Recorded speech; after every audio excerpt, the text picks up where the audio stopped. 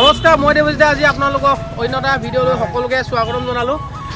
Finally কি ক'ম, কিয়নো আমাৰ ধেমাজি জিলা বাছ চালক সন্থা হৈ আমি এতিয়া আজি এটা আকৌ ভিডিঅ' বনাইছোঁ। কাৰণ আমাৰ এজন বাছ কৰ্মচাৰী মানে তেখেতৰ আজি 10 দিন ধৰি ডিব্ৰুগড় চিকিৎসা মহাবিদ্যালয়ত বৰ্তমান পৰি আছে। আৰু কিয়নো আমাৰ ধেমাজি জিলা বাছ চালক সন্থা আমি আজিলৈকে 10 দিন ধৰি আমি তেখেতক খবৰ ল'ব পৰা নাই।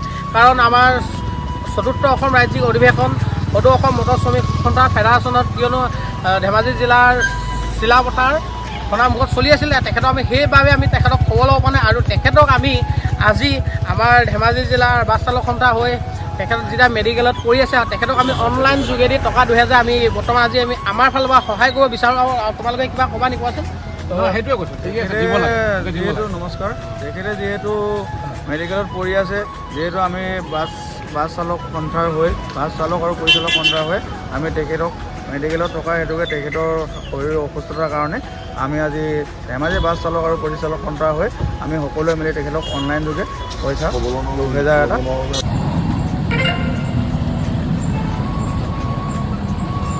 আৰু লগতে আমি 4ৰ্থ অসম ৰাজ্যিক মটৰ শ্ৰমিক ফেডাৰেশ্যনৰ কাৰণে ব্যস্ততা থকাৰ বাবে তেখেতক দিয়া পলম হৈছে।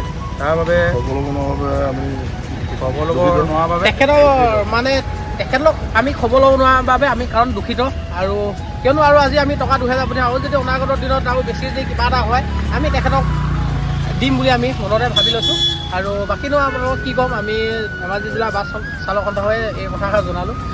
বাকী আৰু ধেমাজি মটৰ শ্ৰমিক সন্থাৰ পৰা এটাই আমি প্ৰাৰ্থনা, তেখেতৰ সু স্বাস্থ্য কামনা কৰিছোঁ। আমি সকলোৱে সোনকালে ভাল হৈ আহিব লাগে, সোনকালে আৰোগ্য হ'ব লাগে, এয়া আমাৰ ভগৱানৰ ওচৰত প্ৰাৰ্থনা থাকিল।